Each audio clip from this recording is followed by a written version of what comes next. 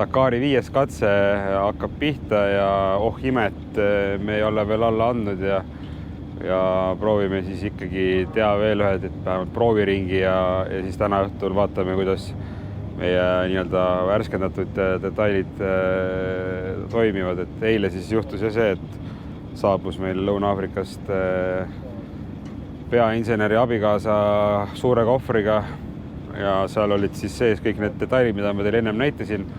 Et minu autole läksid külge siis need, mis on testil kasutatud autodel ja on nagu tõestanud ennast, et kestavad.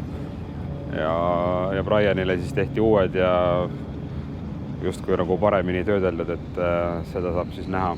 Ja lisaks oli veel see, et meil oli seal roolivõimu probleem oli ja selle suutsime ära tuvastada, mis see põhjustas, et ja veel siin mingid nipet-näpet asju, et kokkuvõttes oleme nagu positiivselt meelestatud jälle, et me oleme vist võib-olla suutnud nagu lahendada mingid probleeme ära. Läheks nüüd ikkagi peale, prooviks vaadata, kas need asjad nagu peavad paika, mis me arvame ja siis vaatame edasi, et selles mõttes, et me oleme juba nii kaugele tulnud, et autod on ju olemas ja proovime siis edasi. Täna on selles mõttes hea katse, et ta on nagu lühikene.